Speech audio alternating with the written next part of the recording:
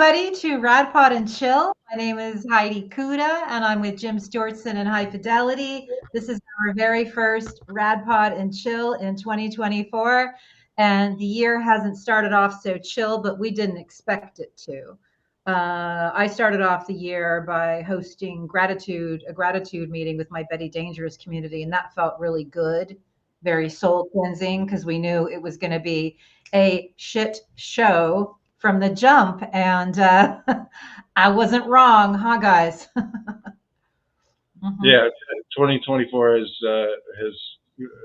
announced itself with quite some furor. I mean, there's a lot to talk about, but basically, there's no quiet parts left whatsoever, and it's really quite remarkable how just blatant it is. And by the way, that is not just on the right wing Mike Flynn side of things. Everybody, including certain someones, are just they just don't seem to give a shit anymore. It's just very obvious what their intentions are. Well, it's do or die. I mean, this is the year. It's like either they're going to push us toward fascism, and that's going to be the new ugly frontier for the Western world, or they're going to be defeated, and there's going to be a lot of accountability. So for me, it's like obviously, billions will be spent to try to destroy democracy this year. So it's very, very well funded and very well coordinated. But again, I'm not sure if America collectively can be suckered into the state of lies and unreality that we have to be forced into in order to be in acceptance of fascism. So we'll see. We'll see. Like doesn't take everybody is the problem, right? Yeah, true. It doesn't take a majority.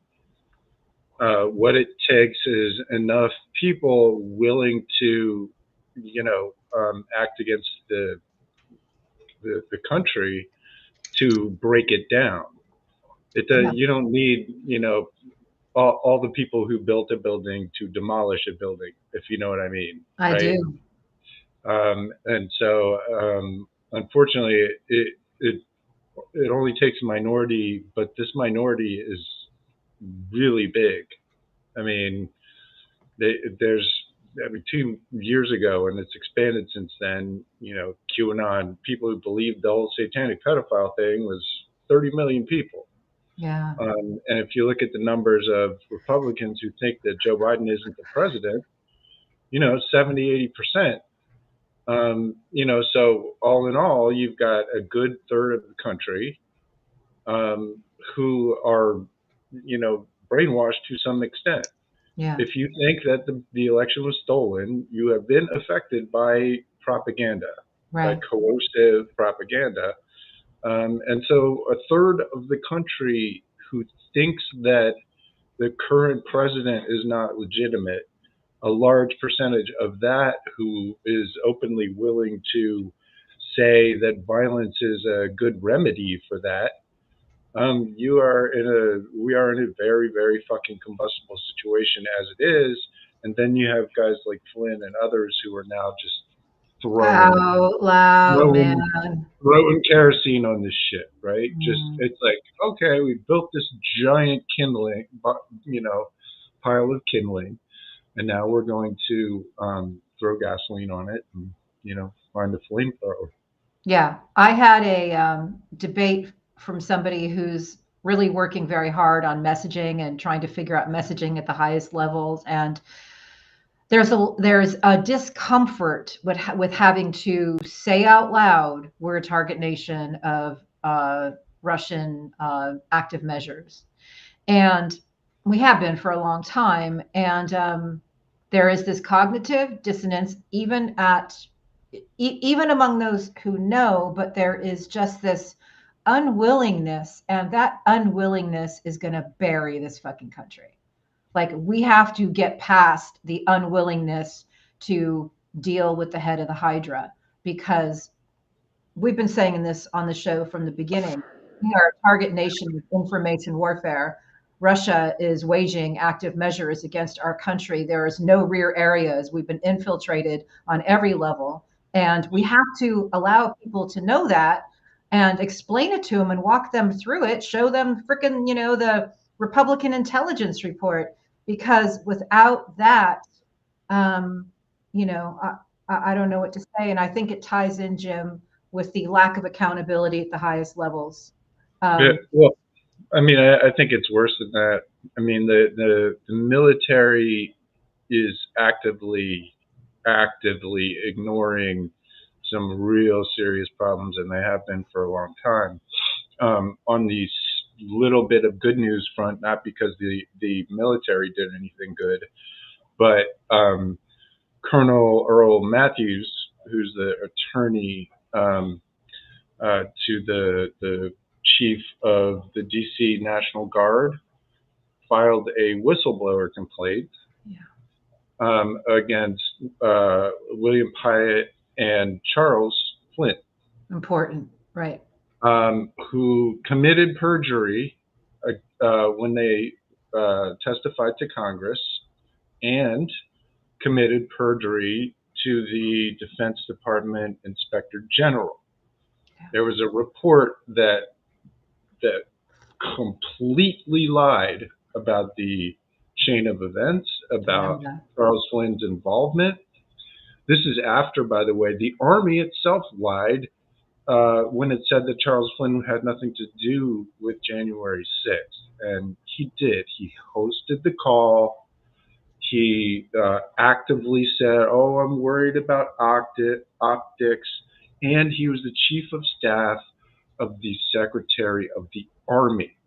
He was the chief operating officer of the Army.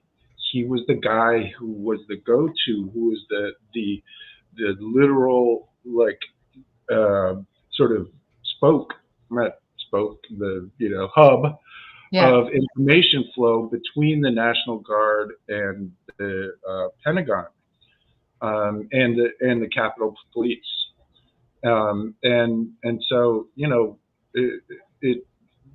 what I see is that, and by the way, Matthews has said about Charles Flynn, he is an absolute and unmitigated liar. What he said about the DoD Inspector General's report is that it's worthy of the best North Korean or Stalinist propaganda. Wow. Duke's not playing. He says, that guy over there, Charles Flynn, and his buddy William Pyatt lied, perjured themselves about January 6th, about the most serious attack on democracy since the Civil War. Yeah. He lied about it. And this guy is still in charge of 100,000 American troops in the Pacific. Our sons and daughters who signed up to a military that was supposed to defend the Constitution of the United States. Those men and women are working for a traitor, for a man who openly and actively helped his brother Mike try to murder politicians in the Capitol building. Let's be super fucking clear. So the Army, the military, the Joint Chiefs, the Pentagon, and ultimately the president are allowing him to stay there. Despite knowing this. And if they don't know it, they're derelict. I just want to make sure. Who he is. I'll lay my plane. No, go for it. And his brother, a retired 3-star general officer in the United States military, was on a space a couple days ago with Matt Gaetz, where they had a military accountability pledge, where they were brainwashing thousands and thousands of active and retired military to commit mutiny and sedition. Literally. How It was much worse did it hours need to and get? hours and hours of Flynn and his little cronies explaining that because of vax mandates, they have to disobey their commanding officers. Because it's a crime, because it's Nuremberg crimes that they're committing by enforcing a vax mandate. I'm going to tell one brief story, then I will shut up. George Washington, that one, saw smallpox coming. It was devastating. The British, it was devastating the countryside. And George Washington said, you know what, motherfuckers? There's an experimental treatment that I heard about called inoculation. And we're going to take a fucking stick and ram it in your arm. And I hope it prevents you from getting smallpox. And goddamn, it did. And that's why, my friends, we won the Revolutionary War. So the fact that Mike Flynn, 3-star general, who dresses up like George Washington, by the way, in his little fancy George Washington outfits, because he thinks he is George Washington, that guy is killing people. There was a study that came out today that hydrochloroquine killed 17,000 people. Oh my God. 17,000 people. Guess who was pushing hydrochloroquine? Guess who had to take hydrochloroquine for years and years because he was trying to not get malaria where he was?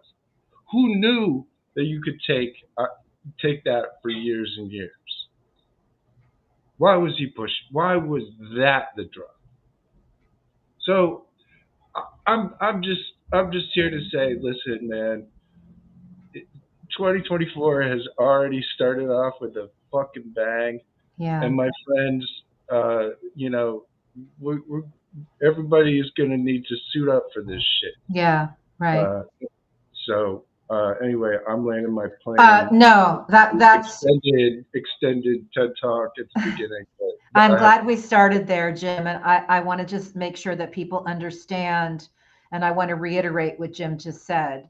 Colonel Earl Matthews, top lawyer for DC National Guard during the assault on the Capitol, said in a 37-page whistleblower complaint, I always encourage people to read the origin documents, that he was punished for contradicting the testimony of these two top generals who, it's been proven, lied about their response. And that 4-hour delay in help, as Sergeant Ganell, who was on our show, told us, resulted in untold violence and harms against police officers that day. So let's just be clear exactly that this is a a colonel basically saying that he was punished. He was retaliated against for telling the truth. Yeah, and guess who went out of his way to attack Sergeant Ganell for his bravery, and tried to intimate somehow that that man was lying about his injuries because he kept helping people after he had been really seriously injured. Yeah. True hero. And Mike fucking Flynn says, oh, look, that's after he said he was hurt. Obviously, he's lying. Dude had a broken foot. He had all kinds of injuries. Yeah. But he had the adrenaline, the stamina, and the patriotism to keep fucking going. Yeah. I'm very fucking tired. As a matter of fact, you know what? Our just as a reply to Mike Flynn, I'm going to remind everyone of the time that man was on our show. and those things, like I said, the physical injuries, some of them they have healed, some of them have not.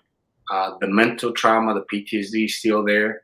How can I go back to work in an environment where I don't know whether I need to worry more about the people behind me or the people in front of me? And as a police officer, I need to be confident that at least the people that I'm protecting, most of them, will have my back. And working in the Capitol, the last few months of me being there, that was hard. Sometimes I had to sit in my car, deciding whether to go back in or not into the Capitol, because again, I don't know if there was another insurrection or not, or another event. Will the Republicans or elected officials, will they help me close down the door, or they will restrain me to prevent me from helping everybody else in there? And that was hard. As a police officer, I know I had to do my job impartially, but having them looking over my shoulder, criticizing us, the police officer, condoning what happened on January 6th, downplaying what happened on January 6th, defending the action of the insurrectionists of what they did on January 6th, to the point of going to the Department of Justice on the day of our testimony in front of Congress to demand that the same people who assaulted me and my colleagues should be released, because these people are patriots. Well, those patriots wanted to kill them, and guess what? We got in their way and stopped them.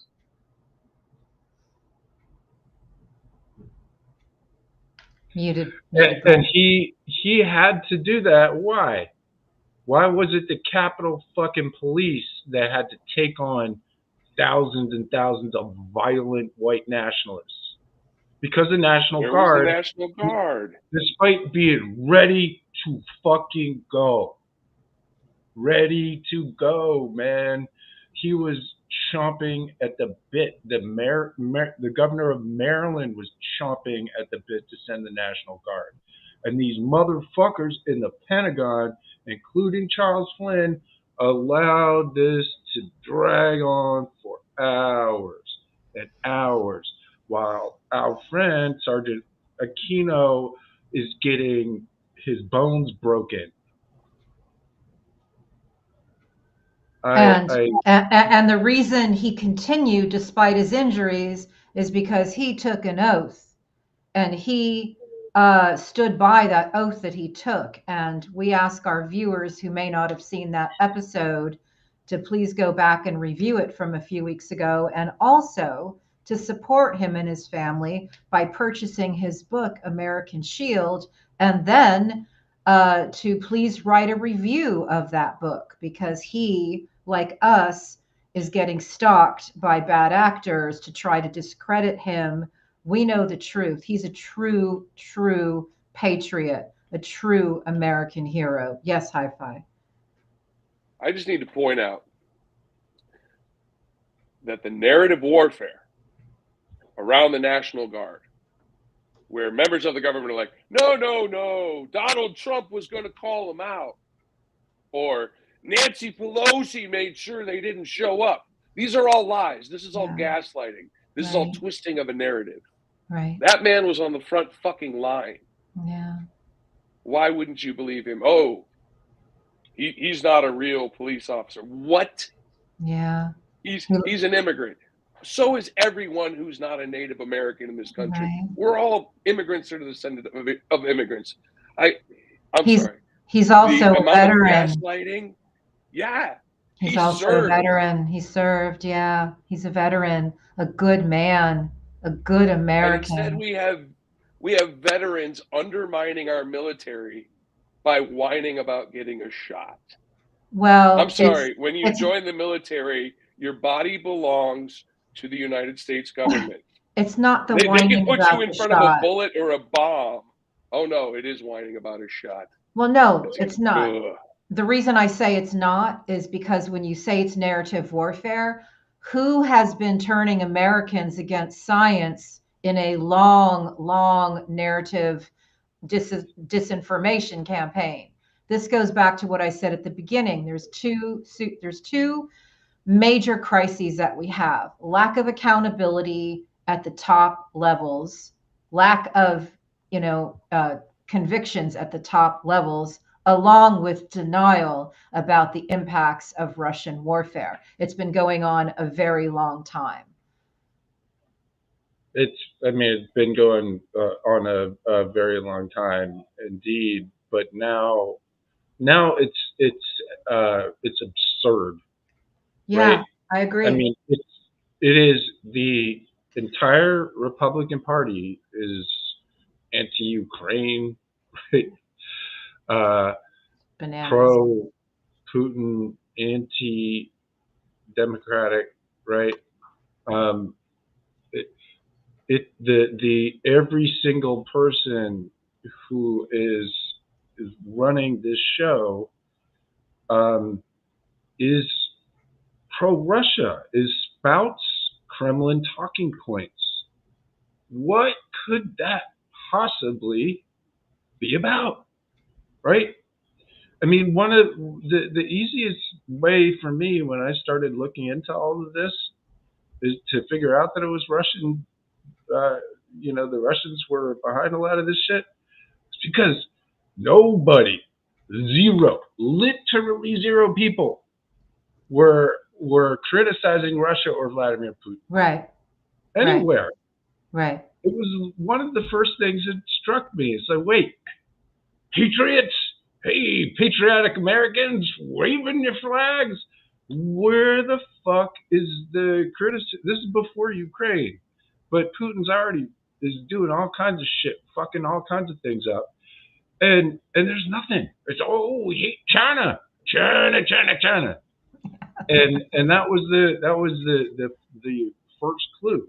Mm-hmm. And then now, you trace it back to where it comes from, and it literally comes from the biggest traitor in American history, who has,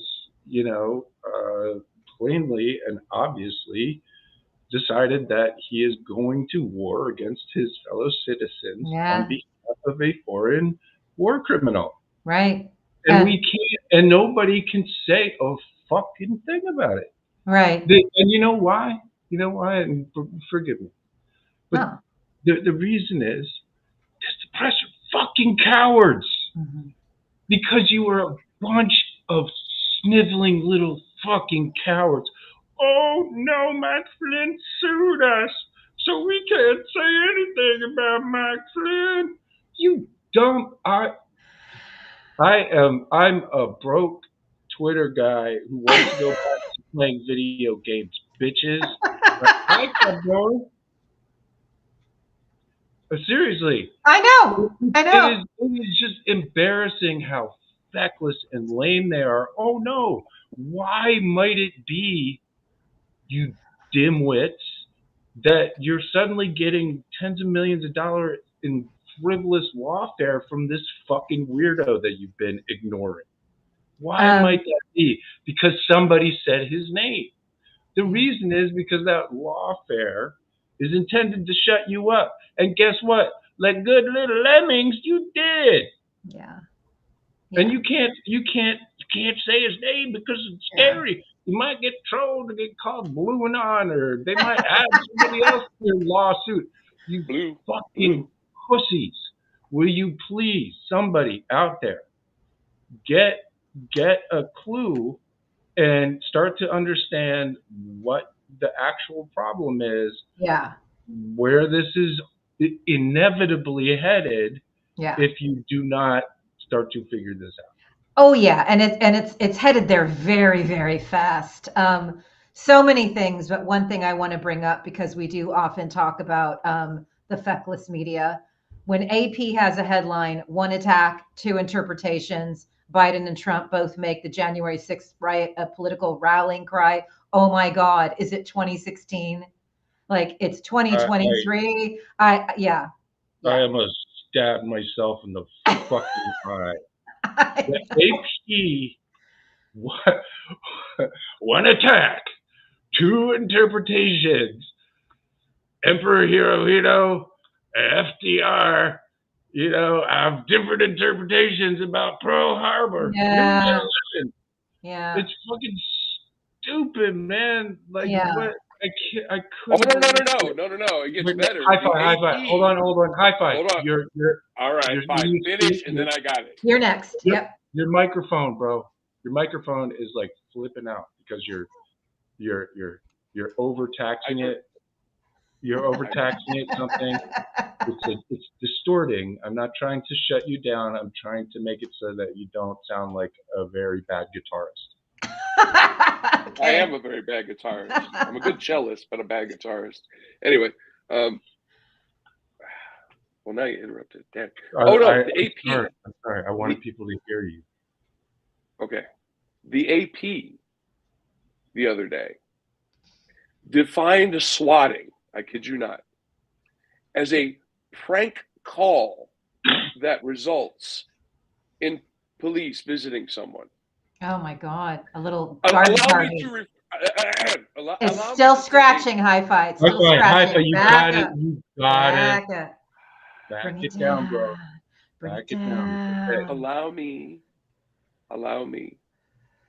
to rephrase this for the Associated Press so that maybe they understand exactly what it is. It is attempted murder through the use of law enforcement. Yeah. That is what swatting is. Yeah. So maybe get your heads out of your fucking asses and address it as such. Thank you. And thankfully, Jackie Singh may be the reason that the FBI is putting together a task force and a database to actually deal with it. Jim, today everybody's getting swatted now, man. I mean, fucking. Oh, Marjorie's like, my mom got swatted. Oh no. I know. I mean, and it's bad for everybody. No matter who it happens to, including Marjorie's mom. Yeah. But honestly, it's not. It hasn't been the right wing that's been getting swatted for fucking a decade. Yeah. It's been Gamergate assholes and Kiwi Farms and all these fucking assholes who sit around and try to murder people with cops. Yeah. Right. That's what it is. And they tally that shit up. They're like, ooh, we got one. Right. Or somebody committed suicide. These people want death. They're trying to use information warfare, stalking, harassment to murder people. So what I want to talk about is something that you reported today from the Russian QAnon Telegram that's channel. wild. It's very important because that is something that's new, right, Jim? This is not something that has necessarily occurred before. There's been flirtations with it, right? This particular thing has not.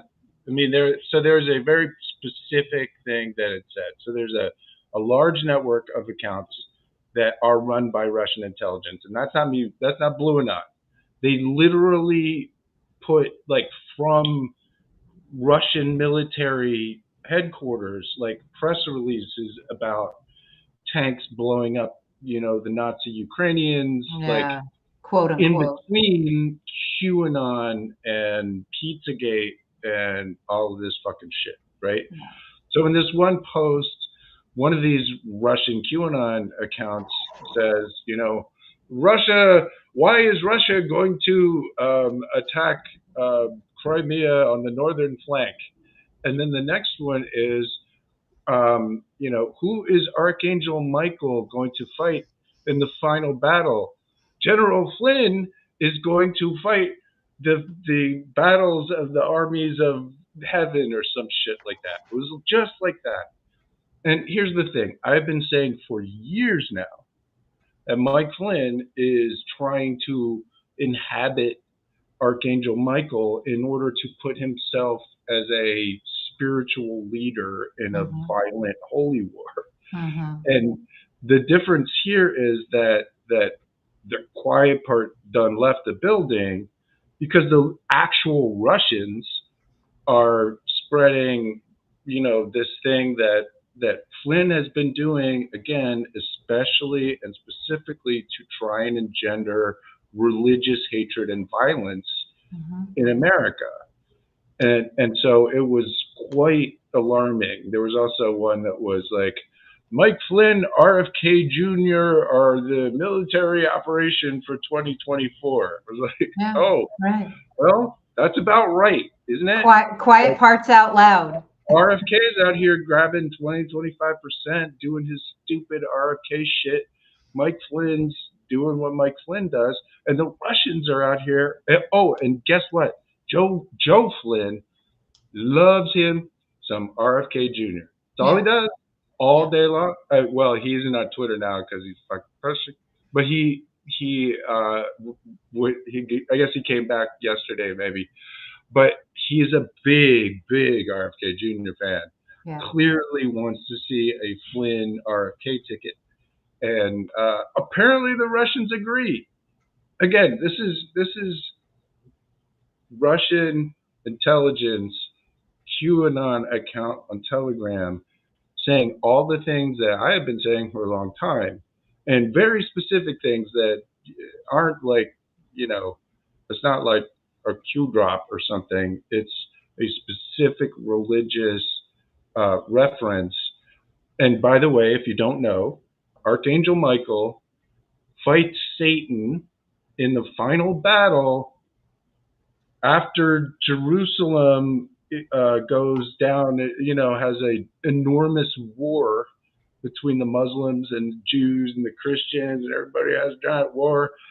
And then Satan comes, and then Archangel Michael battles Satan and fights him off because he's the hero of the universe. And then guess what? Jesus comes down to save all the Christians and pick them the fuck up and leave the Jews behind. Never forget. Wow. The Jews the Jews are left behind. What the Christians always say when you say that to them, they're like, "Oh, well, you can convert anytime you want."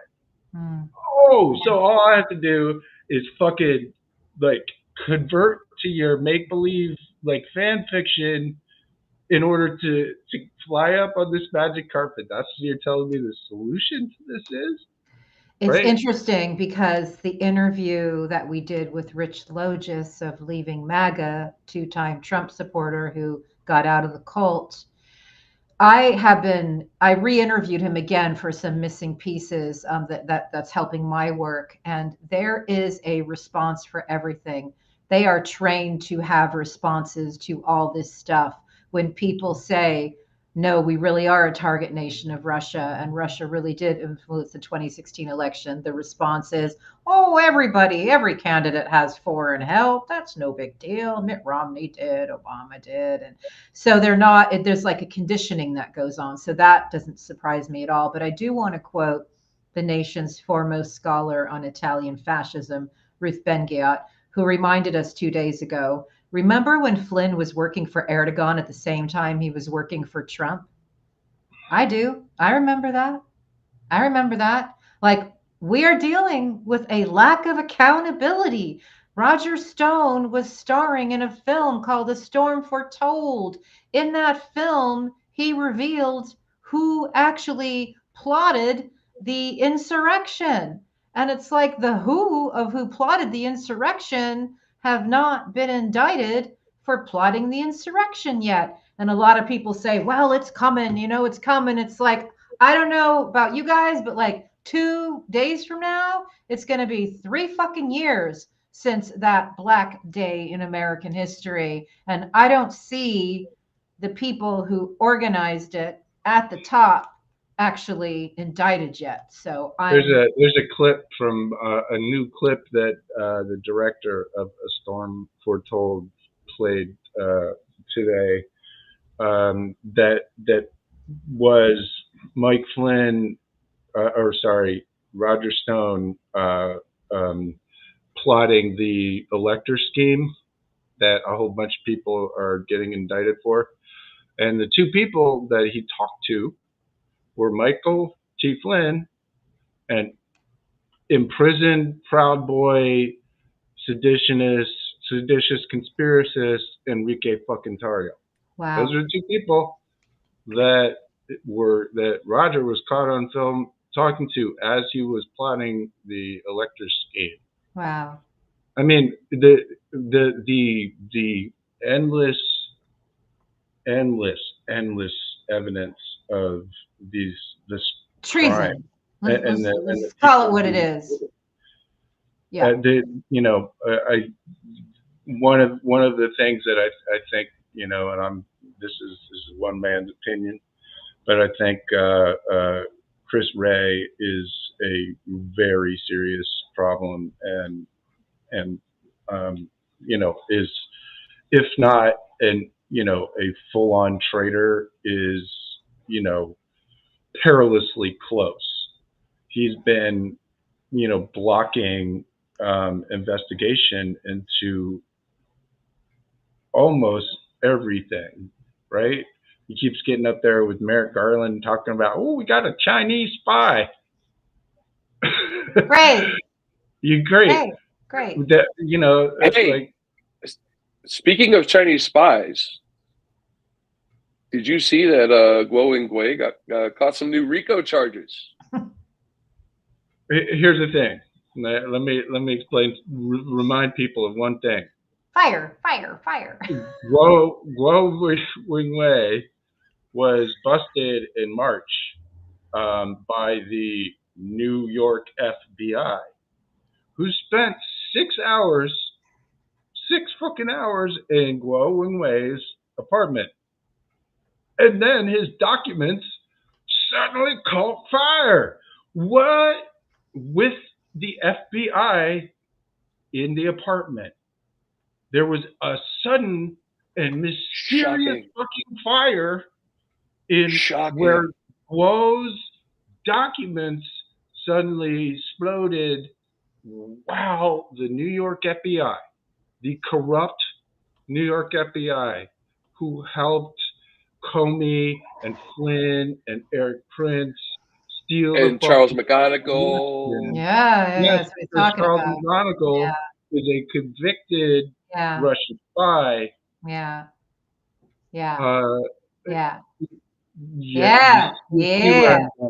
I do. I'm glad you're. Your turn. Go. I'm glad you're going there, because I have been pulling on threads.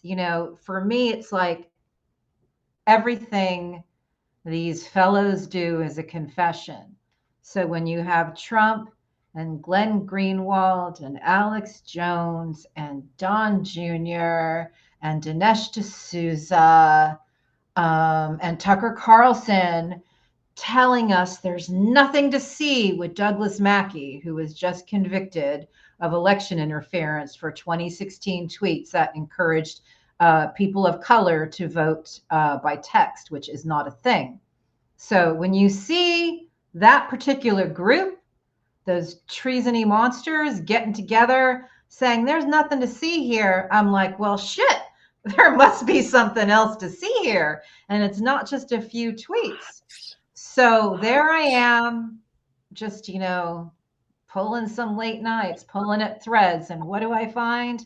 I find an account affiliated with Roger Stone that tweeted the same thing about voting by text. I find a whole bunch of other ones. And then I'm like, this guy, Mackey, he was affiliated with white nationalist boys who were hanging out with Roger Stone. And what were they doing?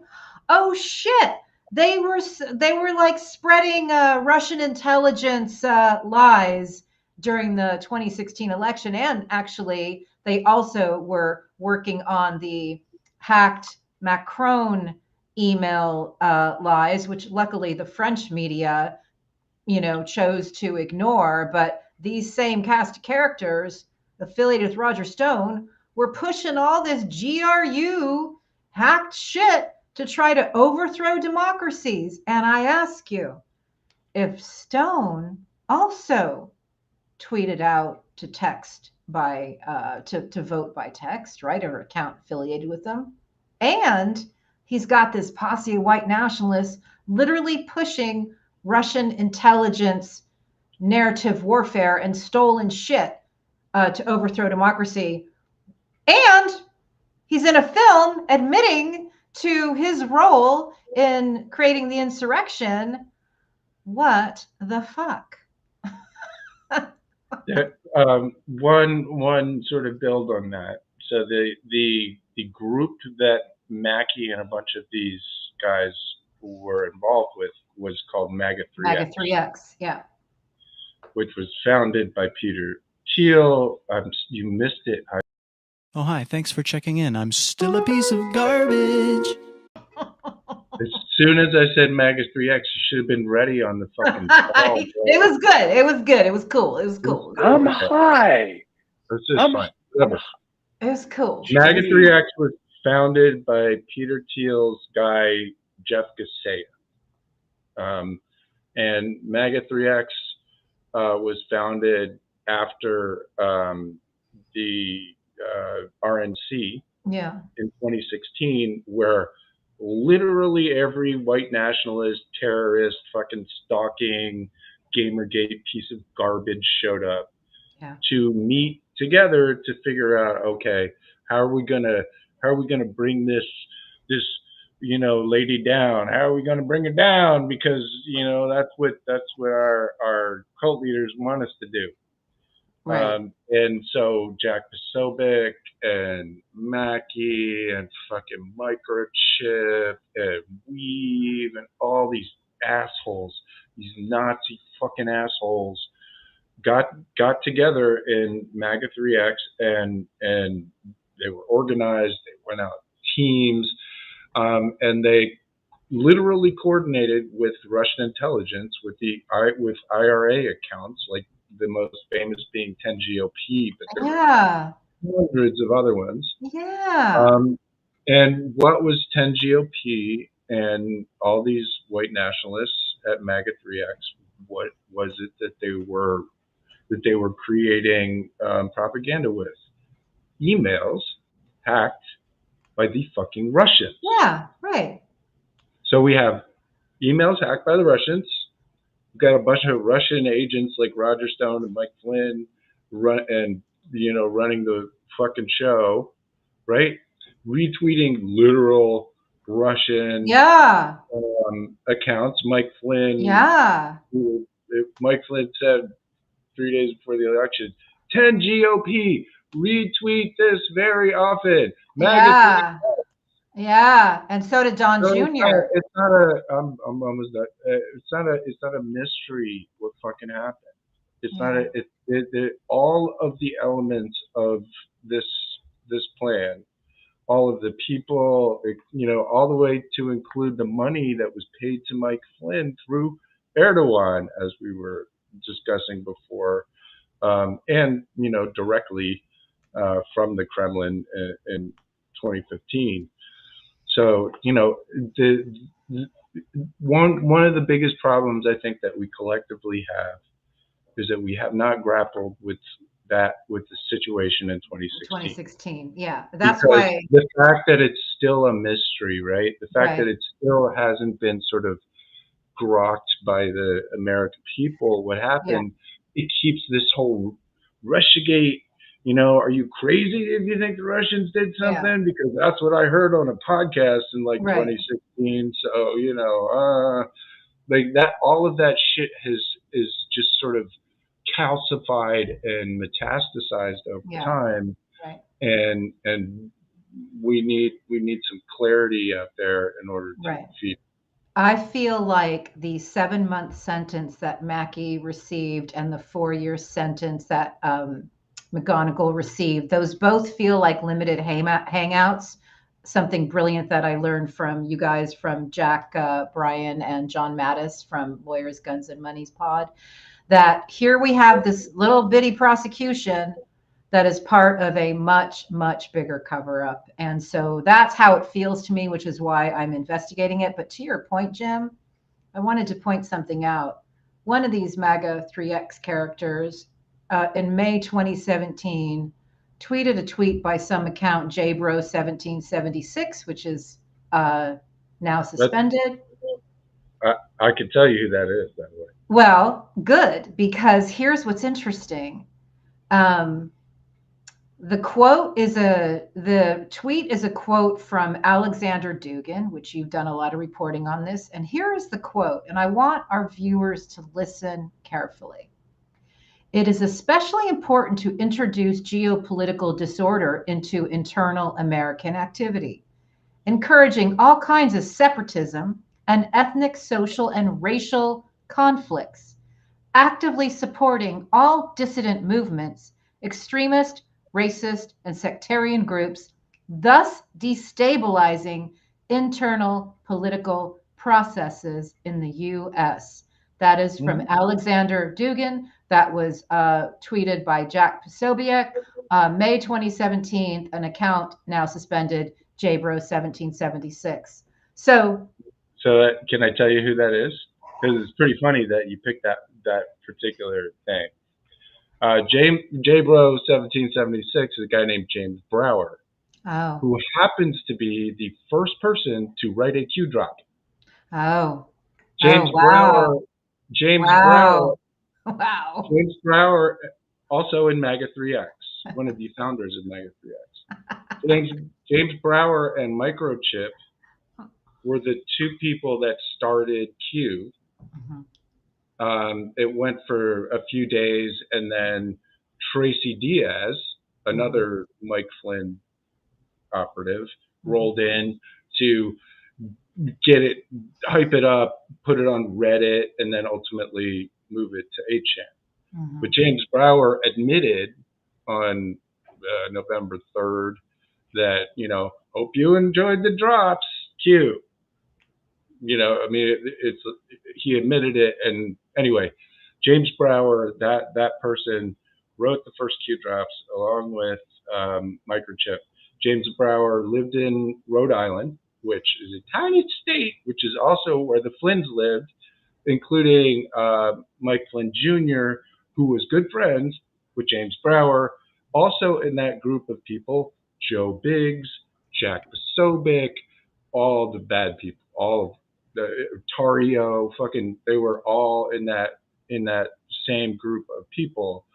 And so James Brower was one of the main people in Maga 3X. He was also on the Trump campaign as assistant to the Trump campaign in Massachusetts in 2016. And according to a friend of mine who was there, he was one of the people interfacing with Cambridge Analytica. So James Brower was the center of quite a bit, and he was also one of the nastiest, shittiest fucking assholes on the entire internet. But unfortunately, he knew what he was doing, and he and Microchip managed to get the initial,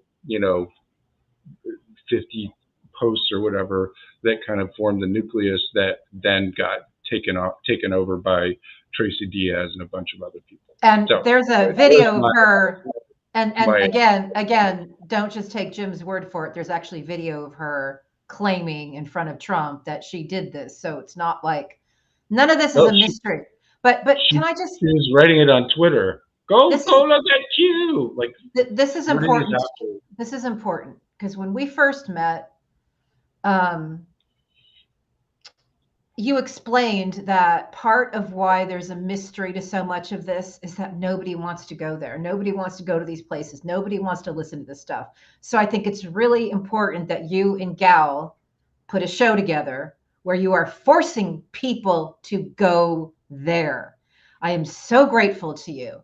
You are forcing people who wouldn't otherwise listen to the Russian propaganda of Alex Jones or whoever that you're deciding is important for people to know about. And it makes us confront and go into this belly of the beast, and having you guys pause and, give kind of like the translation and the footnotes is really, really important. So I'm very grateful that you and Gal are doing that, because it's going to put sunlight on these criminals and smoke some of them out where I don't think that it will be so easy for the mainstream to continue to ignore what's happening right under everyone's nose. So No, thank you. That's certainly the hope. We're not forcing anyone, but we do hope you forced that me. You made well, me. I mean, I mean, of people course, don't I'm going to watch what you're people going to don't do. have to watch Yeah. it, Mhm. but yes, the goal is to, because look, these things are a fire hose of lies on purpose, Yeah. right? Yeah. They Right. confuse you, they traumatize you, they intentionally try and shift subjects in, sort of mid narrative in order to get your brain to make connections that aren't there or shouldn't be there. And so Gal and I, we it was fun. We had an idea because we watch this shit anyway together, and it was like, hey, why don't we try this? Why don't we make a So show? great. So And great. 6 hours later, we did a very complicated, weird one. And anyway, It was great. Gal is the best OSINT researcher on the planet, and a dear friend.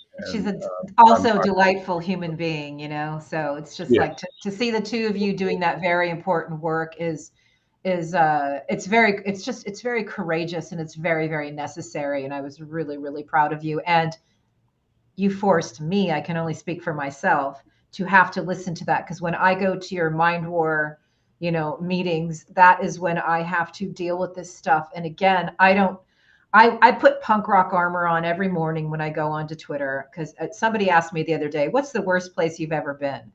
I'm like, well, pretty much Twitter consistently, because for me, as you guys say, oh, Heidi hasn't been, what's the word that you use? I haven't been not traumatized by the internet, but I don't have the layers of skin that you scar guys tissue. have.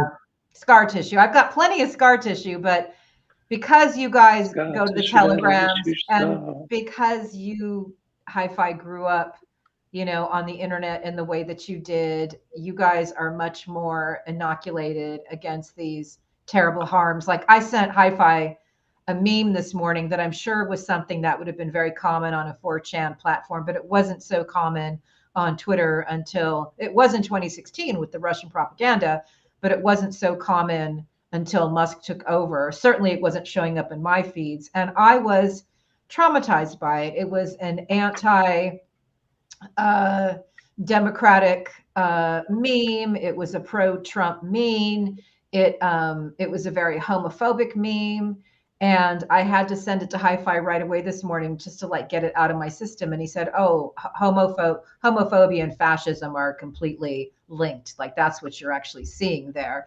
But I'm still scarred over it because again, I don't have those inoculations. So anyway, watching that show, I was like, okay, I'm just going to go in. I'm going to listen. And it's like the anger and the agitation that I feel listening to coercive propaganda from somebody who traumatized the parents of murder victims and who goes on Solofiev's show to trash America is like, I don't know. Sometimes I'm like, what are we doing, America? What are we doing?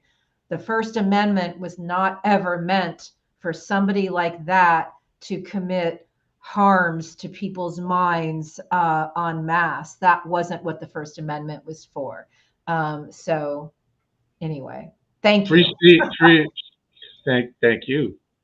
Speech that hurts people, that somebody pays for, isn't fucking free. That's right. It's that simple. Yeah. Ooh, And are, also, are here's another aphorism, and then paying. you can go.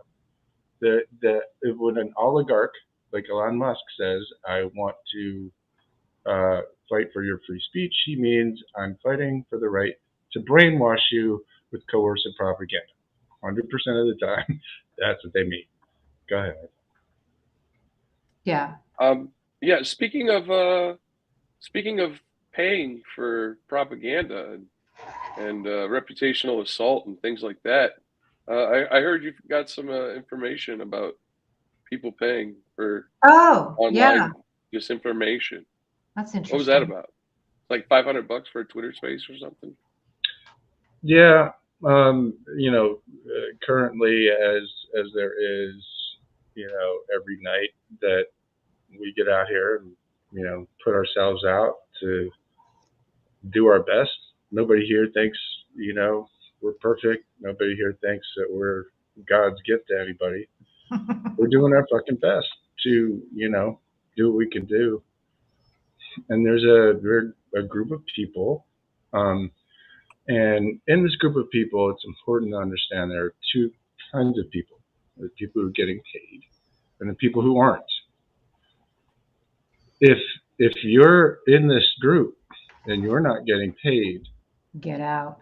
then you're the person who is at the poker table who is looking around looking for the fish, and it's them, it's you, Yeah. right?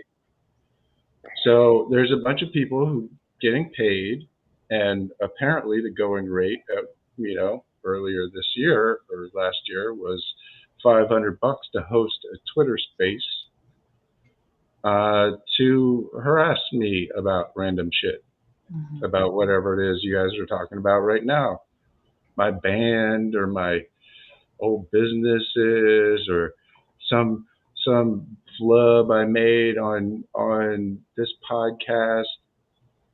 And what you've got is just a parasocial, parasitic relationship going with a bunch of people who are you know, indoctrinating you into a hate cult against a random guy you've never met, Yeah. who's doing his very best despite whatever flaws. So I made a one-time amnesty offer on Twitter, and I will make it again to anybody who's in this space or you know, wants to reach out. I will take into heavy duty consideration if you come clean to me and, you know, tell me how much you've been getting paid, who your handler is, or if you're not getting paid, feel free to drop by and you know, let me know what's going on. You won't be the first. Right. And I have kept the confidence of every single person that has spoken to me. To the people who choose to continue, there are remedies. There are legal remedies to this, and I will pursue them. So that was it. I wanted to just Thanks, Jim. give a little shout out to the stalker community who is currently, you know, guffawing about whatever it is they're guffawing about. Knock yourself out, kids, but words have consequences. Yeah, I do want to say your band was Fly and totally took me back to that period of time. There was a brief period between, I want to say, there was a brief period where I was living back in San Francisco, like 91, 92. And I was doing a little music writing for like SF Weekly and BAM. Did a cover story in Ice-T, which is for BAM, which is what led to the Ice Opinion. But I was going to Gilman Street. There was a punk rock bar right down the street from me on Haight and Fillmore, I think. And it definitely took me back to some really good times, some very good music. I mean, I grew up in DC in the 80s, and you know, we had two types of music. One was go-go.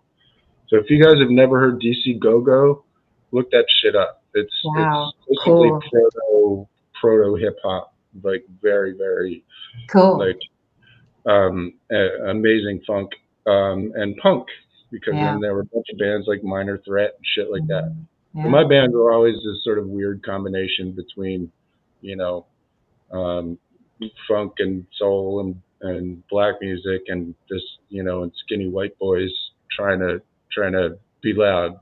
So, you know, well, I had a band for a long time in San Francisco, and apparently my stalkers found it, and I'm like, oh, cool. So happy to hear the Clash cover. Nostalgia. Here's a Yeah, couple. it's Here's a cool. couple songs if you want to keep going. I got some other shit to tell you guys if you want to Oh keep digging ahead. man.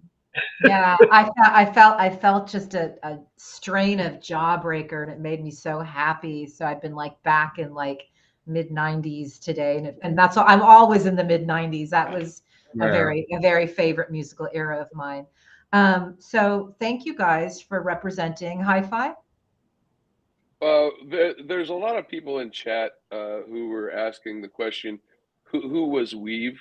And he's a very long, complicated story. They can just look it up. Look them up on Wikipedia. I don't want to get into it. But what I want to do is I want to just show them one thing real fast, because this might answer some questions. Weave working for PayPal, which of course brings. Oh, hi. Thanks for checking in. I'm still a piece of garbage. I knew you were going to do that, but here's the thing. I want to actually end on Keir Giles. Do we have that Keir Giles? Well, hold on. I also I reached out to one of my sources, and he provided me with a very interesting podcast from well, I'll just have to show it to you. I am hearing the sounds of freedom, and it is sounding like the guns. Now kill each other, fools. Kill for our master Putin. Kill. Stop it. That sounds terrible. We do not endorse that podcast. That was horrible. Boy, whoever did that should be ashamed of themselves. Wow, that's gnarly. That's super gnarls. Okay, so, but because up until I'm not even going to say it. Like, you guys, I'm trying to think, is there a pleasant way to say like throbbing? I'm not even going to say it. I'm not going to say it. Okay, hold on. I just want to see, do we have the Keir Giles clip? Hold on, I'm looking for it right now. I saw some puckerage. What? Puckerage. Okay. I was watching the guy on the screen. What were you? Oh no, I saw something else. It was awful. Oh, okay, that was weird. I must have missed something. Anyway, yeah, I think you did. Jim gave his shout out to our haters. I'd like to give Keir's shout out to our haters. Oh, great. The pattern, unfortunately, that seems to underlie a lot of the most enthusiastic Russian propagandists is that they have been dealing with severely damaged personalities and personal failure for most of their lives. In fact, the overlap between the number of Russian propagandists who also turn out to be convicted sex offenders is absolutely startling. There are some deep-seated fundamental personality flaws that actually predispose people to being available to be made use of by Russia. And if you look back at the KGB handbooks for recruiting agents of influence, agents of subversion, or indeed propagandists, then you can see very clearly that Russia understood the misfits make the good targets, the people with a grudge, the people who feel they've been treated unfairly by the world because they've been consistent failures, and therefore seek revenge. And you can see that revenge coming through so strongly in some of the verbal attacks that you hear from the trolls, from the so-called independent journalists, the ones pushing the Russian propaganda lines, because the bile and the vitriol and the hatred that they pour out when they're talking about people who criticize Russia, it's extremely personal, and it's plainly tapping deeply into their own personality defects.